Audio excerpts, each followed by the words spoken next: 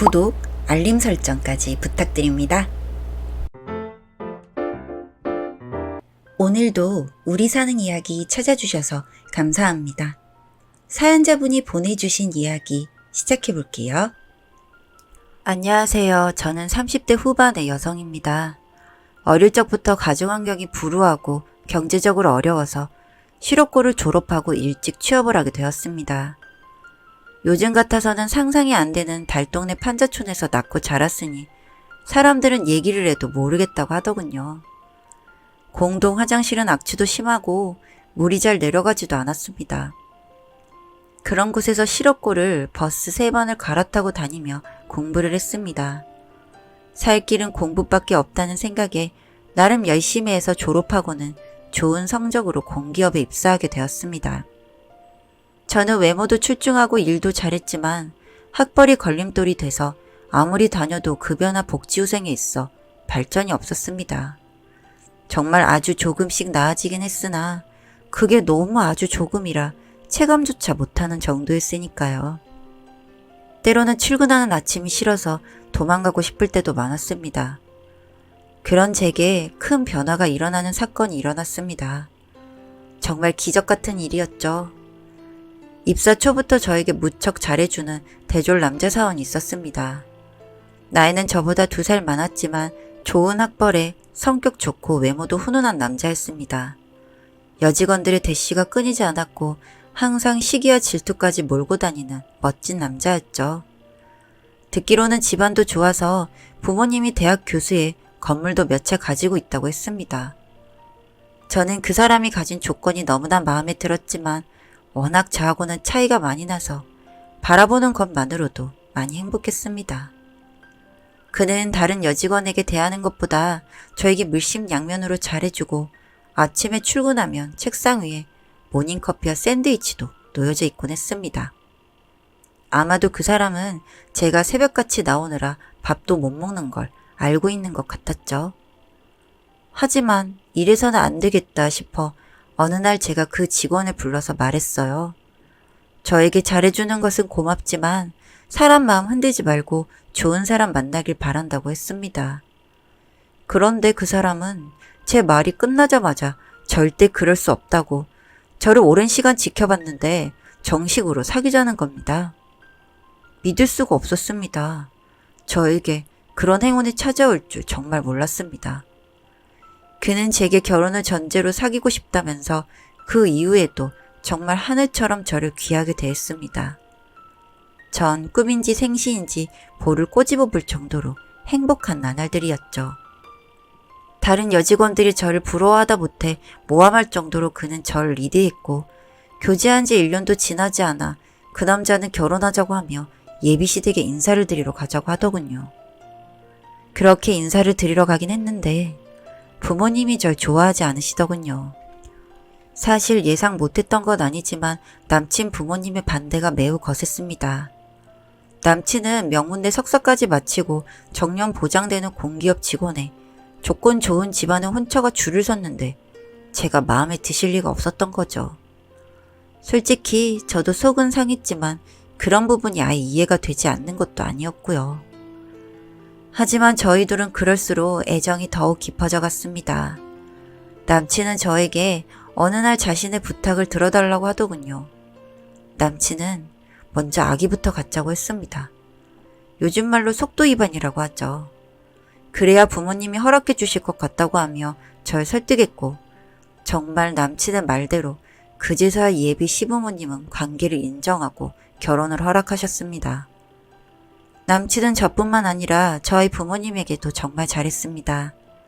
그날은 상견례 날이었는데 저희 부모님은 상견례 자리에서 우왕좌왕하고 기본 식사 예절도 몰라서 헤매는데 남친은 인상 한번 찌푸리지 않고 친절하게 대해주더군요. 그 모습에 저희 부모님도 남친을 더욱더 좋아하고 신뢰하게 되었던 것 같습니다. 그렇게 우여곡절 끝에 결혼 준비를 시작했고 신혼집은 남편 직장 근처 아파트 전세를 해주셨고 시부모님들은 제게 직장을 그만둘 것을 요구하셨습니다. 임신 중에 힘들다는 이유였지만 실은 차이 나는 결혼을 한 탓에 주위 친지들에게 부끄러웠던 겁니다. 같은 직장을 다니면서 실업고 출신이라는 게 알려지면 창피할까봐 그러셨던 거였어요. 하지만 저는 임신 5개월에 예식을 치르고 신부 수업을 받으며 달콤한 신혼생활을 보냈습니다. 그런데 시부모님들의 매일 안부 전화와 주말마다 찾아오라는 요구가 점점 힘들어졌습니다. 몸도 힘든 데다 정신적으로 지쳐갔던 거죠. 솔직히 남편도 내색은 안 하려고 했지만 중간에서 입장에 매우 난처했던 것도 사실이었습니다. 콧노래도 한두 번이라고 시댁에서는 제 학벌이나 집안이 처지는 것과 혼수도 변변치 않게 해온 것을 볼 때마다 지속적으로 모욕을 주고 저희 부모님을 천박하다는 듯 깎아내리시는 것을 참기가 괴로웠습니다. 아무리 가난한 집에서 태어났고 가진 조건이 좋지 않아도 인격적인 모독은 그쯤에서 멈췄어야 했습니다.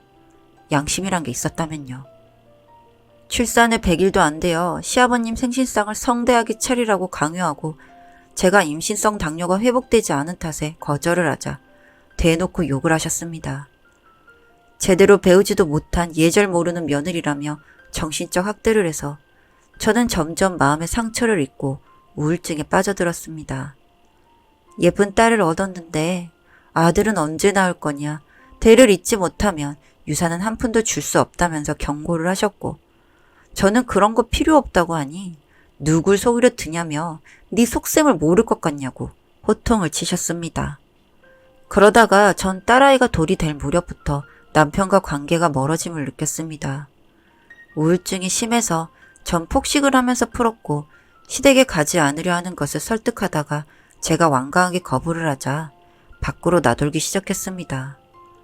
그리고 저는 드라마에서 보는 것처럼 남편의 핸드폰 비번을 알아내어 전 여친과 만나고 있다는 것을 알게 되었습니다. 나중에 한 사실인데 남편의 전 여친은 해외 유학파의 준재벌 집안의 외동딸이었는데 결혼이라는 제도 자체를 거부해서 눈물을 머금고 헤어졌다는 과거를 말이죠. 그제서야 깨달았죠. 남편은 제가 시댁에 수그리고 순종할 줄 알고 저를 골랐는데 의외로 고집 있고 뜻대로 되지 않자 본격적인 외도를 시작한 겁니다. 그 전 여친도 헤어지고 나서 저 같은 여자와 결혼을 하자 이별을 후회한 듯 남편에게 저라는 아내가 있는데도 끝없는 외도 행각을 벌였습니다. 나중에는 시댁에서도 어찌저찌 알게 되었는데 놀랍게도 상건녀와 재혼을 추진하려 하더군요. 참 어찌나 황당하고 분하던지 손녀도 엄연히 있는데 참으로 답이 없는 일이었습니다. 그때서야 전 정말 이혼을 하고 제 갈 길을 찾아야겠다는 결심을 했습니다. 남편이나 시댁은 절대 위자료 한 푼 줄 수 없으니 몸만 나가라고 고함을 쳤습니다. 사랑이 변한다곤 하지만 하루아침에 전 나락으로 떨어져 버렸죠. 전 제 딸의 옷가지와 제가 결혼 전부터 모아둔 1억 원만 들고 친정에 돌아왔습니다. 남편도 시댁도 모르는 돈이었어요. 안 입고 안 사고 모은 돈이었습니다. 직장생활 7년 동안 전 정말 근검절약하면서 저축을 했었거든요. 부모 입장에서는 미칠 노릇이었겠죠. 잘난 집안에 호화롭게 결혼해서 잘 사는 줄 알았는데 소방받고 온 꼴이 반갑게 하겠습니까? 그런데 사람 인생에 늘 어둠이 있는 건 아니더라고요. 저희가 살던 낡은 달동네가 재개발붐이 일어나면서 기적처럼 혁신도시로 지정되고 집값은 천정부지로 올랐고 보상금이 나오면서 저희는 꽤 많은 거금을 쥘 수 있었습니다.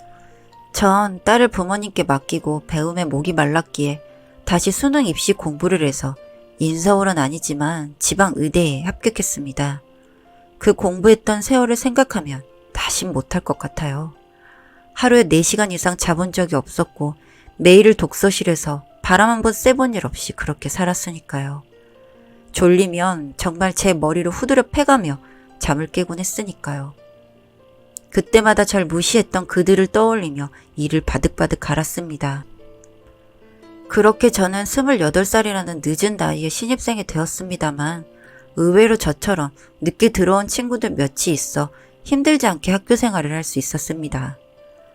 그렇게 매일매일 시간은 흘러 저희 친정은 꾸준히 오른 집값 덕에 한강 언저리가 보이는 아파트에 입주를 할 수 있게 되었습니다. 정말 놀랍죠? 다들 인생 알 수 없다는 소리 많이들 하는데 전 정말 그 말을 실감하며 몇 년을 보냈던 것 같습니다. 전 하던 공부도 정말 열심히 했고 전 전공의를 마치고 전문의를 따면서 사람다운 삶을 살 수 있게 되었습니다. 학기 중에도 정말 피 터지게 공부를 해서 전액 장학금으로 학교를 다니고 입시생 과외를 하면서 그 돈을 모아 딸아이가 배우고 싶다는 모든 예체능 실기를 배울 수 있게 아이 교육에도 힘썼습니다. 솔직한 심정으로 저와 같은 어린 시절을 보내게 하고 싶지 않았던 마음이 컸으니까요. 그러던 어느 날 우연히 병원에서 전남편과 시부모님을 마주치게 되었습니다. 가끔씩은 꿈꿔왔던 미래였긴 했습니다. 한 번쯤은 마주쳐서 내 변화된 모습을 그들이 꼭 봐줬으면 좋겠다고 생각했었으니까요. 하지만 의사와 환자의 관계로 진료실에서 만나자 참으로 껄끄러웠습니다. 전 조경내과 전문의였고 시어머니였던 그 여자가 제 환자가 되었습니다. 그 사이 시아버님은 사고로 돌아가시고 췌장암 말기인 시어머니와 직장에서 횡령 혐의로 해고가 된 남편을 마주한 거죠. 저를 만나자 너무 놀라시면서 네가 여기 왜 있냐며 제 손을 덥석 잡으시는데 온몸에 전율이 흐르는 기분이었습니다. 제가 입고 있는 의사 가운의 힘이 참 대단했던가 봅니다. 그리고 남은 날이 얼마 안 남아 보이는 시어머니는 저에게 묻지도 않은 말을 줄줄 해대시더군요. 남편은 전 여친과 재혼을 하고 그녀의 사치스러움을 감당하지 못해서 회사 돈에 손을 대서 횡령 혐의로 해고당했다고 하더군요. 그래서 결국 다시 이혼을 했는데 이미 시댁은 집안이 기울어 아주 사는 게 어려워졌다고 하는 겁니다. 그 말을 할 때 그 말도 안 되는 눈빛이 참 가증스럽고 소름 돋았습니다. 이제 와서 내가 이렇게 변해야 이들은 나를 사람으로 보는구나 싶어 치가 떨렸죠. 하지만 전 의사로서 마음을 다잡았습니다. 시어머니였던 그 사람에게 당신에게 남은 여생은 얼마 없다. 그러니 주변 정리를 하길 바란다고 친절하게 위로의 말을 전했습니다. 그러는 와중에 전 남편은 저와 차 한잔하고 싶다고 매달리는데 진료가 바쁘고 그럴 생각 없으니 나가달라고 했더니 무릎을 꿇고 울며 매달리더군요. 옆에 있던 간호사가 놀라서 병원 내에 상주에 있는 경비업체 분을 불렀고 그 둘은 끌려나가듯 나가게 되었습니다. 그 둘의 뒷모습을 보고 있는데 이제서야 제 첫 결혼의 매듭이 끝이 난 그런 기분이었습니다. 살다 보니 이런 날도 오는구나 하는 마음이 들더군요. 그 매듭을 마무리하고 나자 제 딸과 절 항상 뒤에서 바라봐준 동기 의사가 떠올랐습니다. 앞으로 어떤 사이가 될지는 모르겠습니다만 전 예전보다 확실히 행복해졌음을 느낍니다. 정말 행복이란 소리 없이 찾아오는 것 같습니다. 저는 앞으로도 정말 열심히 하루하루를 살아가려고 합니다. 긴 글 읽어주셔서 감사합니다. 사연은 여기까지였고요. 우리 사는 이야기 시청해주셔서 감사합니다.